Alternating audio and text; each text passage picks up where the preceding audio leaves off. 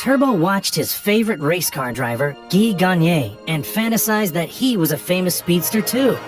Everybody's got that one thing that makes them happy. And for me, it's terrifying blazing speed. Turbo said to a pretend reporter. But Turbo's brother Chet didn't understand Turbo's need for speed. He told Turbo to get some sleep. The next day, Turbo and Chet went to work at the tomato plant. And so begins another wonderful work week at the plant, moaned Turbo over lunch. Later, Turbo imagined the overripe tomatoes were actually race cars. The other snails laughed, and Chet urged Turbo to give up his racing dreams. I can't help it. It's in me, Turbo explained. Back at the garage, Turbo was engrossed in race highlights. I love you, Guy! Turbo exclaimed while sipping on an adrenaload. He didn't notice the can fall over, spilling fizzy liquid all over the TV's power cord. Come back to me, TV! Turbo pleaded before it fell and smashed on the floor. The next day, a massive tomato ripened and fell. Before the snails could feast, Chet reminded them it was Gardener Day. Disappointed, the snails turned away. You're quitting? Just like that? Turbo exclaimed. Turbo pretended that he was in a televised race against the lawnmower-pushing gardener. He crawled straight for the tomato, but the lawnmower was approaching fast. Chet sprayed Turbo with a hose, saving him from the mower's sharp blades.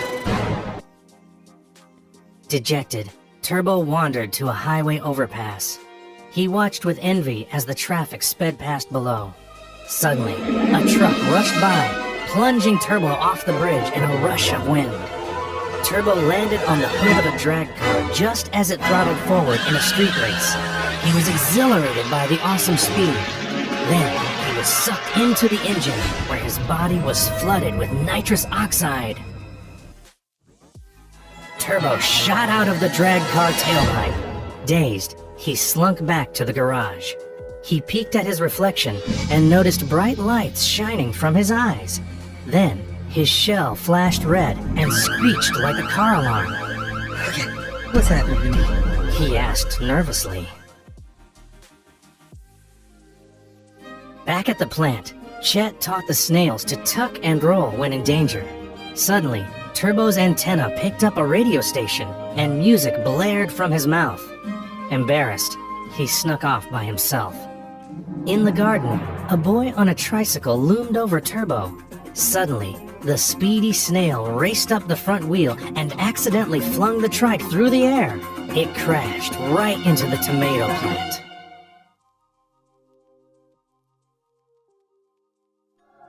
The plant foreman fired Turbo and Chet. Chet, I'm so sorry. Turbo apologized. But before Chet could respond, a crow scooped him up and flew away. Turbo raced through the streets after Chet. Finally, the crow landed on the roof of a taco truck. Turbo knocked Chet out of harm's way and the crow flew off. Then, a man named Tito slammed a jar down, trapping the brothers.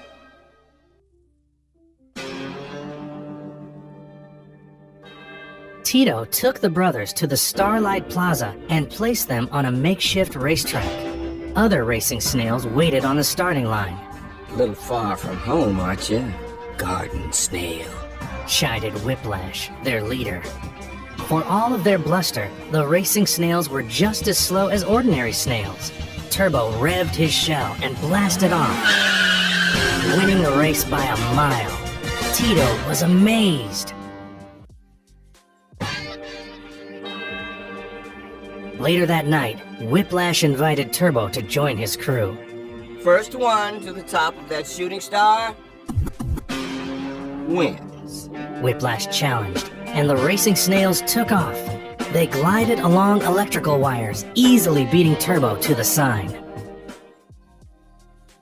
The next day, Tito painted a message about Turbo on his restaurant's billboard. Okay, today, everything changes, he exclaimed. Despite Tito's enthusiasm, the billboard didn't help business. Dos Bros Tacos and the entire Starlight Plaza had no customers that day. It doesn't make sense. With my brains and your speed, we should be destined for greatness, right? Tito asked. Just then, a truck with an image of Guy Gagné on it pulled up. Turbo sped around an Indy 500 logo, leaving blue trails glowing on the truck. Tito understood. Turbo wanted to race in the Indy 500. I want to enter him in the Indy 500. Tito excitedly told his brother, but Angelo scoffed, especially because there was a $20,000 entry fee. I'm telling you, this snail crawled into our lives for a reason. Tito argued. Did you hear that, Chet? This guy believes in me. Turbo said. Chet was unconvinced and told Turbo to slow down. Slow down? Are you kidding? I'm never going slow again! Turbo responded defiantly. Tito tried to raise money from the other shopkeepers, but the entry fee was too expensive. All right, team. Snail up! Whiplash called. The racing snails jumped to action, diverting a bus full of tourists into the Starlight Plaza. The tourists generated more business than the Starlight had seen in years, while Turbo showed off his racing skills. The tourists loved it, so the hopeful shopkeepers pitched in for the entry fee. Everyone piled into the taco truck and they set off for Indianapolis. Along the way, the shopkeepers made Turbo a new racing shell. Oh, wait! Suited and booted, goated and loaded, dipped and whipped. Smooth Move admired. When the team arrived at the Indy 500, Turbo was awestruck by the racetrack he had dreamt about his entire life. Suddenly, a roar rose from the crowd. Turbo saw Guy Gagné's red car tearing around the track. Gagné. He marveled. That's Gagné's best time yet. Turbo said as the team watched Gagné's time trials. The team's excitement turned to worry as they watched the world's best driver. Turbo's never gone that fast. Tito said to himself. Tito ambled into the registration office. The race official eyed Tito suspiciously and asked the name of his racing team. Dos Bros Tacos and Company. Tito replied. The racing official wouldn't let Turbo enter the race, so Turbo dragged Tito towards a crowd of reporters interviewing Gagné. The racing snails distracted some security guards, while Turbo sped out onto the track. The stunned crowd watched as Turbo circled the track. 226! Ha ha! That's fast enough to qualify! Whiplash cheered. Turbo was a sensation. But the CEO of the Indy 500 hadn't decided if he would be allowed to race. The team anxiously awaited the news at a crowded press conference. Please say yes, please say yes, please say yes. Turbo repeated. Guy Gagné decided to help. He argued that no dream was too big and no dreamer too small. The CEO made his final decision. Turbo would race in the Indy 500.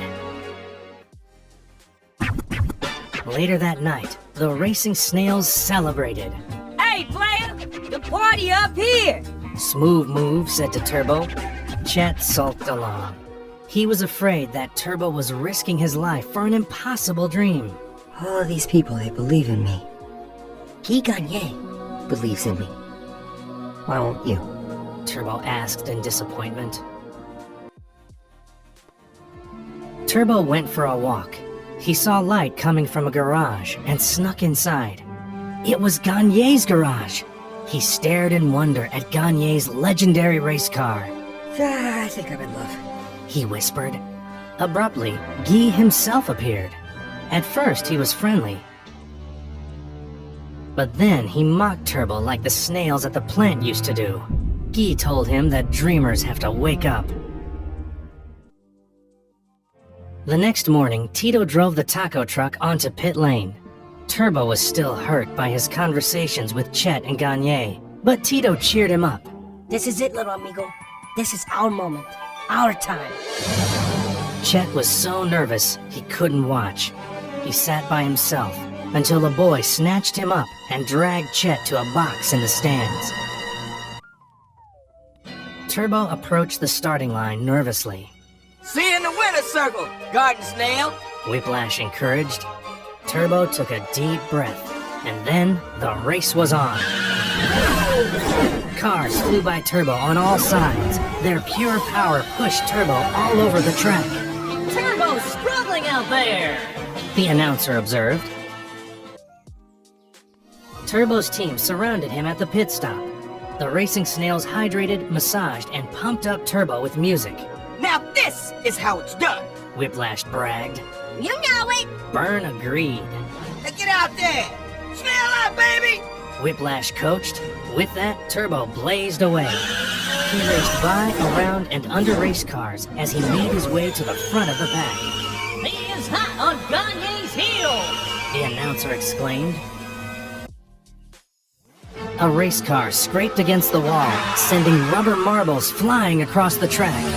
That rubber peeling off the tires could be a minefield for the drivers! The announcer cautioned. Ganye forced Turbo into the rubber. He lost control and smacked into the wall, cracking his shell. Turbo wobbled off the track and into the pit stop. I'm sorry, little amigo. It's over. Tito said sadly. But Turbo shot back onto the racetrack. Despite his cracked shell, he dashed to the front of the pack. He leapt into Ganye's wheel well, propelled himself over the car and into the lead.